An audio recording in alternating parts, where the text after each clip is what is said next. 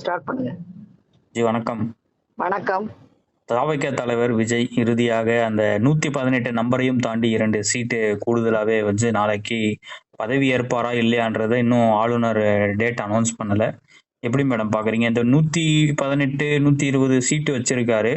In case அவர் ஆட்சி அமைத்ததுக்கு பின்பு எந்த மாதிரியான சிக்கல் வரும்? ஏன் இந்த கேள்வி கேட்கறேனாக்க வந்தவங்க எல்லாம் திமுக கூட்டணியில இருந்து வந்திருக்காங்க. வணக்கம். உங்களது நேயர்களுக்கு வணக்கம். 4-5 நாளா பசங்கள்ல இருந்து பெரியவங்கள்ல இருந்து எல்லாரும் டிவில என்கேஜ்டு.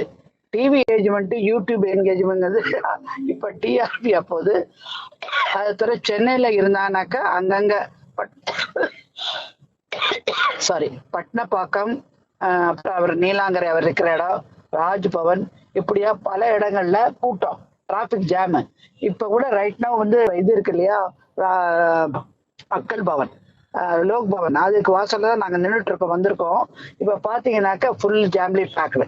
இந்த இடம் வந்து முக்கியமான இடம். இந்த அடையார், இந்த பகுதிகள்லாம் அங்க எல்லாம் போக விடாதபடி மக்களை வந்து இந்த டிராபிக் ஜாம் பண்ணி இருக்கல ரொம்ப அவஸ்தப்படுறாங்க சிட்டில. இது எப்படி அவர் முதலமைச்சர் ஆனதுக்கு அப்புறமா நீடிக்க போது மக்கள் என்ன பண்ண போறாங்கன்னு தெரியல. நார்மலா அவர் வந்து சொல்லிடலாம், இந்த மாதிரி மக்களை தொந்தரவு பண்ணாதீங்க, தொண்டர்களை கூட்டு ஒரு அந்தந்த பகுதியில இருக்கிற ஒவ்வொரு தொகுதியிலையும் வந்து உங்களை சந்திக்கிற அந்தந்த சட்டமன்ற உறுப்பினர்களை இது மாதிரி டெய்லி வந்து பொதுமக்களுக்கு தொந்தரவு கொடுக்காதுங்கிற ஒரு பிரார்த்தனை வைக்கிறது முக்கிய குறிக்கோளா திரு விஜய் அவர்களுக்கு நம்ம கேட்டுக்கிறோம். முதலமைச்சர் ஆகிறதுக்கு முன்னாடியே, ஏன்னா பொதுமக்கள் ரொம்ப அவஸ்தப்படுறாங்க.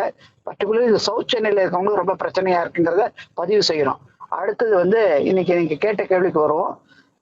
ஆட்சி அமைக்கிறதுக்கு 120 அந்த மேஜிக் நம்பர் 118 தாண்டி 120க்கு வந்துட்டாங்க. இப்ப போய் சொல்றாங்க அது அறுதி பெரும்பான்மை நம்பருங்கிறது அவரா வரல, கூட்டணி ஆட்சி தான். கூட்டணி ஆட்சியில சில பேருடைய சப்போர்ட் வந்து வெளியில இருந்து கொடுக்கறத வச்சு பண்றாங்க. அப்ப பண்றச்ச ஸ்திரத்தன்மைங்கிறத முக்கியமா வந்து ஆளுநர் அன்னையில இருந்து சொல்லிருக்காரு. நீங்க வேணா பாருங்க, the pressure of the governor, அசம்பிளியை பொறுத்த வரைக்கும், சட்டமன்றத்தை பொறுத்த மாநிலத்துல the pressure of the president, பாராளுமன்றத்தை ப்ளஷருங்கிறது என்னன்னாக்க மாநிலத்தினுடைய வளர்ச்சி, அங்க இருக்கிற திட்டங்கள் செயலாக்குது, சிறத்தன்மையை அந்த ஆட்சி கொடுக்க முடியுமா? இவங்க சொல்றாங்களே, இவங்க நம்பி விட்டுட்டு உடனே கவர்ந்துருச்சுனாக்க அடுத்த எலெக்ஷன் வரும், மக்கள் பாதிக்கப்படுவாங்க தான் திருப்பி யோசனை பண்றாங்க. அதனாலதான் வந்து இதுல வருது, இது பிஜேபி பின்னாடி நிக்குது, முன்னாடி நிக்குது, அதெல்லாம் கிடையாது. இதுல முக்கியமா இன்னொன்னு பார்க்க வேண்டியது, இந்த தடவை வந்திருக்கிற இந்த கூட்டணி ஆட்சியில பாத்தீங்கன்னாக்க எல்லாமே வந்து ஒரு இப்ப கூட நான் பார்த்த சமூக வலைதளங்கள் ஒரு போட்டோக்கள்லாம் வருது. 4 பேர் கம்யூனிஸ்ட், விசிகே, காங்கிரஸ் நிக்கிறாங்க. நடுவுல வந்து ஸ்டாலினுக்கு பதிலா விஜய் போட்டாங்க, கீழே ஸ்டாலினோட போடுறாங்க. ஸ்டாலின் மட்டும்தான் இல்ல, கூட்டணியில் இருக்கிற அத்தனை பேர் இங்க உள்ள வந்திருக்காங்க, ஒரிஜினல் பார்ட்னர்ஸ். இப்ப புதுசா வந்து தேமுதிக அந்த மாதிரி இல்ல, இவங்க எல்லாம் கிட்டத்தட்ட 10 வருஷமா 15 வருஷத்துக்கு மேல திமுக கூட்டணியில் இருக்கிறவங்க. 2014 போது திமுக வந்து காங்கிரஸோட வாஜ்பாய் கவர்மெண்ட்ல பாஜக முடிச்சதுக்கு அப்புறம் காங்கிரஸோட போச்சு. அன்னில இருந்து இன்னைக்கு இருக்கிற இந்த கூட்டணி, இது ஐ.என். கூட்டணி. திருமாவளவனும் சரி, மற்ற கம்யூனிஸ்ட் தலைவர்களும் சரி, நாங்க ஆதரவு மட்டும் தான் கொடுத்திருக்கோம், ஆனா திமுக கூட்டணியில தான் இருக்குன்ற மாதிரி சொல்றாங்கல்ல. அதான் இப்ப சொல்ல வந்தேன். ஒரு கட்சியின் தலைவர் வந்து என் கட்சியினுடைய நிலைப்பாடு இதுதான் அடிச்சு பேசி தன்னால முடிவெடுக்க முடியாம எதுக்கு எடுத்தாலும் இப்ப வந்து ஸ்டாலின் வந்து ரிமோட்டா ஆபரேட் பண்ண போறாங்களா இவங்கள? அப்ப ஸ்டாலின் வந்து ரிமோட்டா வந்து இந்த தாவேக ஆட்சியா பண்ண போதா? விஜய் வந்து ஒரு அவருடைய ரிமோட்டா ரோபோட் மாதிரி இப்படி அப்படி நகர போறாரா அப்படிங்கிற ஒரு கேள்வி வந்து மக்களுக்கு வந்திருக்கு. ஏன்னா நீங்க பாருங்க, இவருக்கு வாக்களிச்சவங்க, அவங்க இவரு பிரதீப் குப்தா அவர் கொடுத்த கணக்குல என்ன சொல்றாங்கன்னாக்க, மேக்சிமமா வந்து மேல்கரப்பட்ட மக்கள், அந்த சமூகம், இந்த சமூகம்லாம், அந்த பிஜேபியால பாதிக்கப்பட்ட பிராமண சமூகம் இவங்களுக்கு ஓட்டு போட்டிருக்காங்க. இப்ப சனாதன தர்மத்தை எதிர்த்து பேசுறது திருமாவளவன், டிஎம்கேவோட சேர்ந்து அவரு இப்ப இங்க வந்துட்டாரு. இப்ப மக்களுக்கு ஒரு அச்சம் வந்துருச்சு, இவர் ஏற்றுக்கொண்டாரு, இப்ப நமக்கு அதே கதைதான் நடக்க போகுதா? ஏன்னா எப்போதும் பாத்தீங்கன்னா திமுக ஆட்சியில் திமுக வந்து பேசாது, இந்த 4 பேர் தான் பேசுவாங்க. யாரு? விசிகே, கம்யூனிஸ்ட் இவங்க தான் பேசுவாங்க, முஸ்லீம் லீக் இவங்க தான் பேசுவாங்க. திருப்பி இவங்களும் வந்து பேச்சாளர்களா வந்துட்டாங்க. அப்ப விஜய் பேச மாட்டாரு, இவங்க தான் பேச போறாங்க. இதுதான் எங்களுக்கு கதியா அப்படிங்கிற நிலைமைக்கு இப்ப தள்ளப்பட்டிருக்கதா பெருவாரியாக மக்கள் பேசிக் கொண்டிருக்கத நம்ம காதுல விழுறதுங்கிறத பக்காவா நம்ம பதிவு செய்யணும். விஜய் அவர்கள் இன்னைக்கு பாருங்க, இப்ப வந்து போலீஸ் வந்து ஒரு பிரஸ்ல உங்கள்கிட்ட பேசிட்டு இருக்க, வண்டியை இங்க போடாது அங்க போடாதுன்னு சொல்றாங்க. ஏன்னாக்க நாங்க வந்து ஒரு பர்டிகுலர் கட்சியை சேர்ந்தவங்கனால திருப்பியும் அதே திமுகவுடைய அராஜகத்தை இப்ப அவள் கட்டவிழ்த்து விடுது காவல்துறை. அப்ப மாற்றமே நடக்கலைங்கிறத நம்ம உணர்றோம். கிரவுண்ட் ரியாலிட்டி இது சேம் திமுகவோட அராஜகம் தொடருமா அப்படிங்கறத ஒரு கேள்விக்குறி. அவர் விஜய் வேணா வந்து மெயின் கட்சியா இருப்பாரு, ஆனா கூட்டணியில இருக்க போறது விசிக வெளியில இருந்து ஆதரவு கொடுத்தாலும் இவங்களுடைய அச்சுறுத்தல்ங்கிறது எவ்ரி மினிட் எவ்ரி செகண்ட் அது யாருக்கு இருக்கும்? இருக்கு, விஜய்க்கு இருக்கும். ஏன்னா இன்னொரு கேள்வி நான் கேட்கலான்னு வந்தேன். தேர்தலுக்கு முன்பு ஊழல் சக்தி தீய சக்தி நல்லா சொன்னாரு. நாளைக்கு ஆட்சி அமைந்த பிறகு திமுக மேல எந்த ஒரு நடவடிக்கையும் எடுக்கக்கூடாது என்ற நிர்பந்தம் கூட விஜய்க்கு இருக்கலாம் இல்லையா? அது ஒண்ணுன்னு இப்ப சொல்ல வரேன். இப்ப என்ன அர்த்தம்னாக்க திமுக சாரி விஜய் வந்து தாவேகா பிஜேபியோடைய நல்ல கவனிங்க, பிஜேபியோட பி டீம் சொன்னாங்க. பிஜேபியோட பி டீம்னாக்க இன்னைக்கு யாருக்கு பிஜேபில இருந்து அதிமுக இருந்து எங்க போயிருக்காங்க? யார் பண்ணீங்க? திமுக காரன் தான் போயிருக்காங்க. அப்ப தொல் திருமாவளவன் கேட்கிறோம், பிஜேபியோட பி டீம் சொன்னது பார்த்தா நீங்க வந்து எதுக்கு தாவேக்கு நீங்க சப்போர்ட் கொடுத்தீங்க? ஜனநாயகத்தை காப்பாற்றணும், இன்னொரு தேர்தல் வரக்கூடாதுன்னு சொல்ற நீங்க அவர் வழியை பார்த்துட்டு போறாரு. நீங்க தான் பிஜேபி பி டீம் சொன்னீங்களே என்டிஏ, அங்கேருந்து அவர் கூட்டுக்கு போறாரு. நீங்க ஏன் பண்ணீங்க? சொல்வீங்களா? இப்ப திருமாவளவன் கேட்கிறோம் நாங்க. அப்ப யாரு ஊரை ஏமாத்துறாரு? திருமாவளவனுக்கு இதை மாத்தி முன்ன பேசுறதை தவிர எப்போதும் பாஜகவை அட்டாக் பண்றதுக்கு ஒரு 4 பேர் வரும். அந்த 4 பேரை இப்ப திருப்பி கூட்டிக்கிட்டாரு யாரு? விஜய். இப்ப இவங்க வந்து எதிர்ப்பு அரசியல் தான் செய்ய போறாங்களே தவிர மக்களுடைய வளர்ச்சியை பத்தி பார்க்க போறதுங்கிறது இன்னைக்கு சென்னையில பெருவாரியா மக்கள் பேசுறாங்க. இதே திருப்பி தான் ஐயோ பாவமே, இதே திமுக ஸ்டாலினை தவிர மற்றதெல்லாம் சேமே வந்திருக்குது, என்னடா நடக்க போகுது? ஒன்னும் நடக்க போகுது இல்லையே, இது அராஜகம் தொடரும். விசிகே வந்ததையும் மக்கள் விரும்பலீங்க. இந்த விஜயோட கூட்டணியில விசிகே வந்ததை விரும்பவே இல்லை அவங்க. எல்லா பொதுமக்கள்கிட்ட இது அதான் டாபிக் போகுது.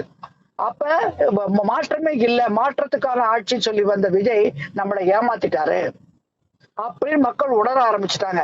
இது நிதர்சனமான.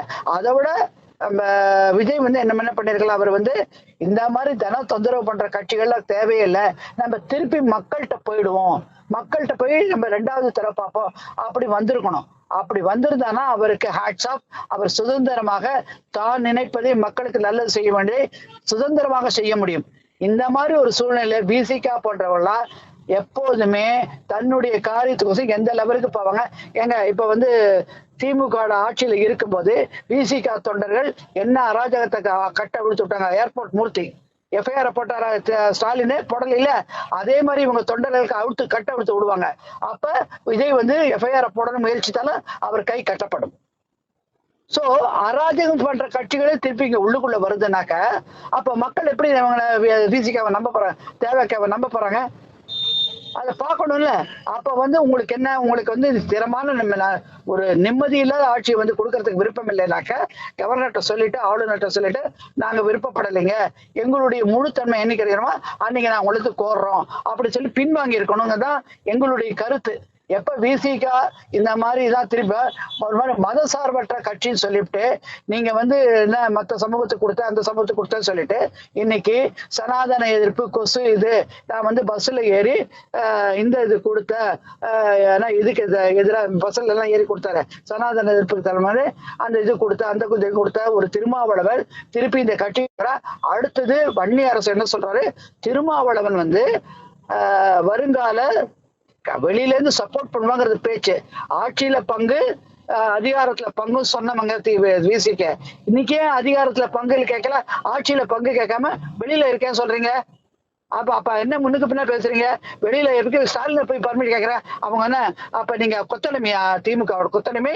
இப்ப கொத்தடிமை வந்து உள்ளுக்குள்ள இல்ல பூந்துகிட்டு பாஜக உள்ள இவருக்கு வந்துடக்கூடாது, அதனாலதான் எங்களுடைய ஆதரவு கரங்களை நாங்க ஏங்க கொடுத்துருக்கோம். நீங்க பாஜகவோட வந்திருக்க கூடாதுன்னு சொன்னாக்கா நீங்க அறுதி பெரும்பான்மையில மக்கள் ஏத்துக்கலையே.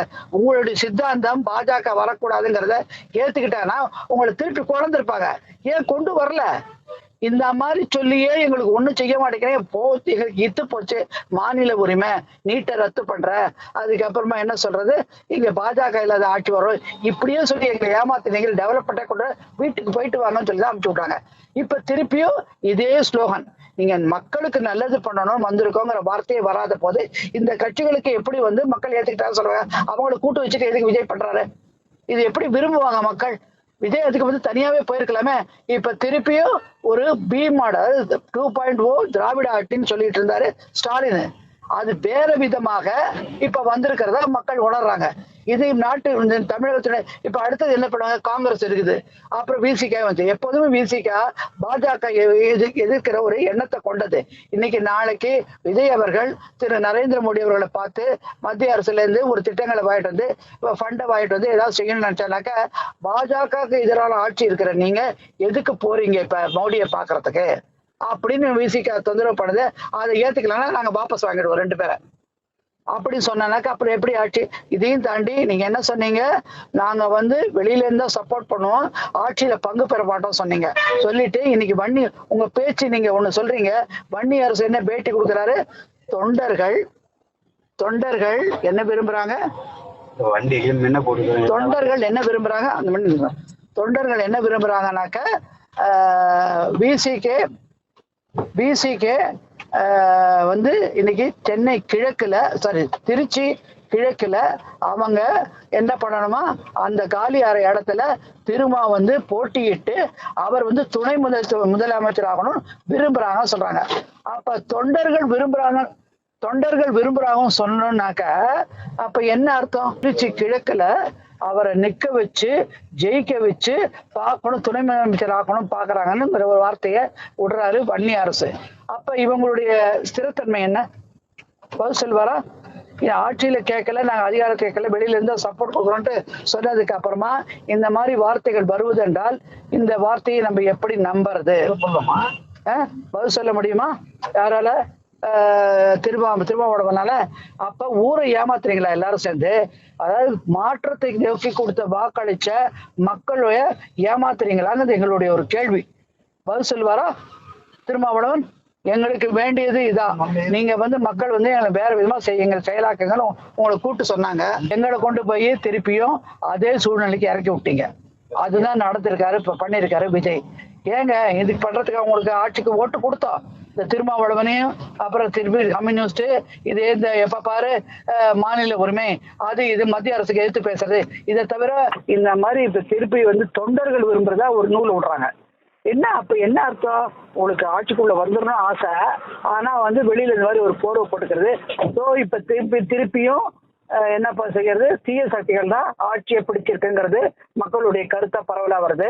ஏன்னாக்க திட்டங்களை செயலாக்கும் போது இவங்களுடைய ப்ரெஷர் இருக்கும். ஒரு சின்ன உதாரணத்துக்கு சொல்றேன்.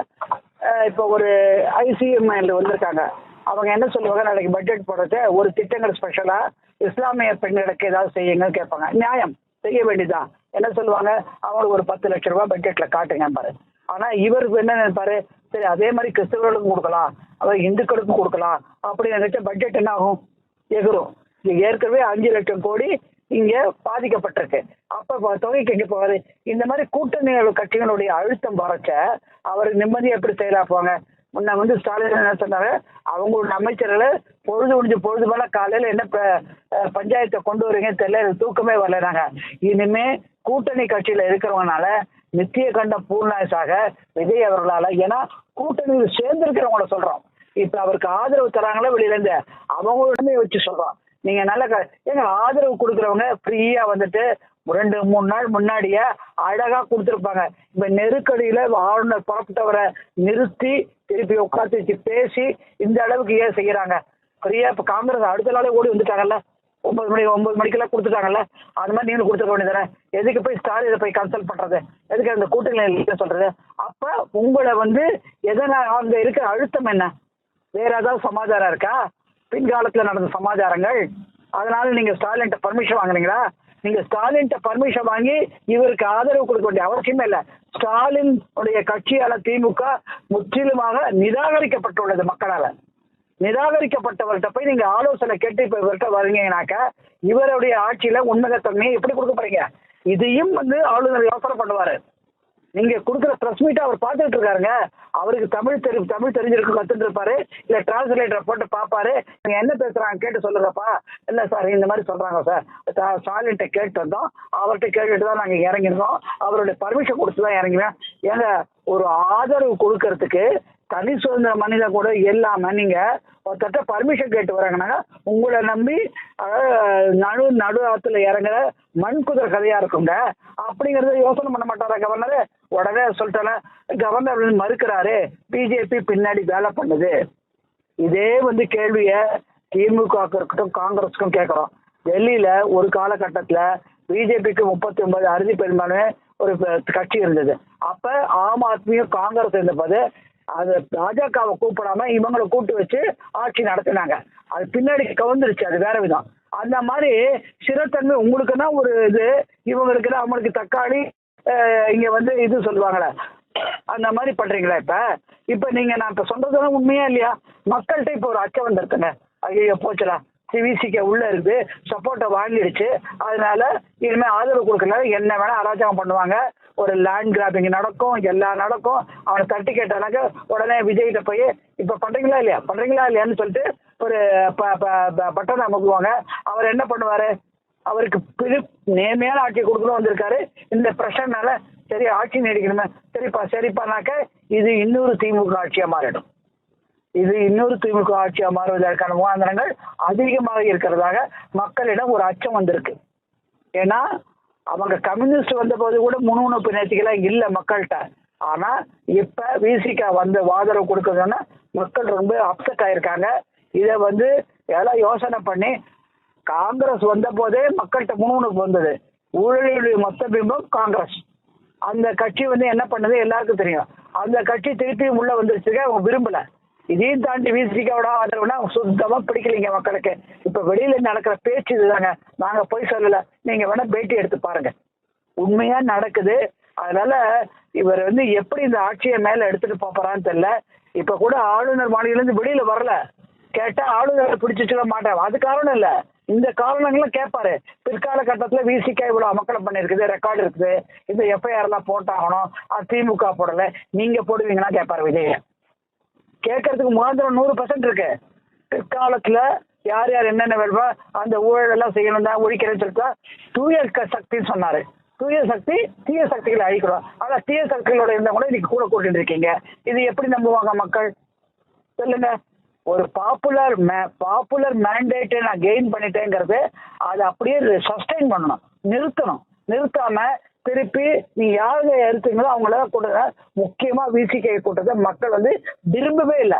அதோட நீங்க பொறுமையா இருந்து மக்கள்கிட்ட திரும்பி போய் வந்துருது, அந்த அச்சம் இல்லாம நான் ஆட்சி நடத்துறேன்னு ஒரு கம்பீரமா வந்திருந்தீங்கன்னாக்க உங்களுக்கு நல்லது. அது நம்ம பதிவு செய்கிறோம். அதனால இப்ப காலகட்டத்துல போக போக இதனுடைய நிலைமை என்பது ரொம்ப ஊசலாடுங்கிறது தான் எங்களுடைய கருத்து. இன்னைக்கு இப்ப கொஞ்ச நேரத்துக்கு கன்வாயெல்லாம் வெளியில வருது, நான் அந்த பக்கத்துல தான் இருக்கேன். கன்வாயெல்லாம் வெளியில ஆரம்பிச்சிருக்கு. என்ன சொல்லியிருக்காருன்னு தெரியல கவர்னர். இப்போ வரிசையா வெளியில வருவாங்க, அதை பொறுத்து தான் நடக்கும். பதவி பிரமாணம் பண்ணி வைக்க மாட்டேங்கிறாரு, படிக்கிறாரு, இப்ப பறக்கிறாருங்கிறாங்க. பறக்கிறாரா இல்லைங்க, காலக்கெடு நாளைக்கு 10ஆம் தேதிக்குள்ள முடியலன்னாக்க ஜனாதிபதி ஆட்சியை நிறுவுவதற்கான முகாந்திரங்கள் அதிகமா இருக்கு. அதனால ஒரு கால் எடுத்தே ஆகணும். அதனாலதான் இவருக்கு வந்து கூட்டு வச்சு பேசிட்டு இருக்காரு. இதனுடைய விளைவுகள் என்ன இருக்குன்னு தெரியல, காலப்போக்கில் தெரியும். ஆனா ஆபத்தான சூழ்நிலையில் ஆப்ப சிக்கலில் சிக்கிக் கொண்டது விசிகே இருக்கிறதுனால டிவிக்கே ஆப்ப சிக்கலில் இருக்கு. இப்ப அதான் நிதர்சனமான உண்மை. இதை விட அவங்க என்ன கேட்டாக்க பெட்டர் ஆட்சி கொடுக்கணும்னாக்க ரிசைன் வேணவே நான் ஆட்சி அமைக்கல சொல்லி எழுதி கொடுத்துட்டு மக்களிடம் போயிருக்கலாம். அதான் பெட்டர் ஆட்சி. இல்லாட்டி ஐம் சாரி, இது வந்து அப்படிதான் மக்களுடைய உணர்வு. அதனால வந்து இது வந்து இந்த ஆட்சி வந்து கொஞ்சம் ரொம்ப நாள் போகாதுங்கிறதா எங்களுடைய கருத்து. அதனால பார்ப்போம். இதை கணக்கில் கொண்டுதான் ஆளுநர் இப்ப என்ன சொல்ல போறான்னு தெரியல.